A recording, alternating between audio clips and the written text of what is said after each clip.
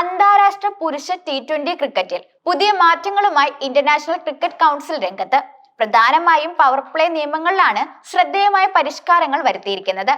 നിലവിൽ മഴ മൂലമോ മറ്റു കാരണങ്ങളാലോ മത്സരത്തിലെ ഓവറുകൾ വെട്ടിച്ചുരുക്കുമ്പോൾ പവർ പ്ലേ നിയമങ്ങൾ സന്തുലിതമല്ലാത്ത അവസ്ഥയുണ്ടായിരുന്നു.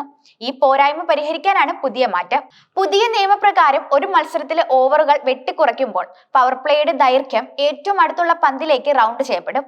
നേരത്തെ ഇത് ഏറ്റവും അടുത്തുള്ള ഓവറിലേക്ക് റൗണ്ട് ചെയ്യപ്പെടുന്ന രീതിയായിരുന്നു. ഉദാഹരണത്തിന് ഏതെങ്കിലും കാരണത്താൽ ഒരു മത്സരം 8 ഓവറായി ചുരുക്കിയാൽ മുൻ നിയമപ്രകാരം പവർ പ്ലേ 3 ഫുൾ ഓവറുകളായിരുന്നു. എന്നാൽ പുതിയ നിയമപ്രകാരം അത് 2.2 ഓവറുകളായിരിക്കും. ഈ മാറ്റം മുൻ രീതിയിലെ കണക്കുകൂട്ടലുകളിൽ ഉണ്ടായിരുന്ന പൊരുത്തക്കേടുകൾ ഇല്ലാതാക്കും.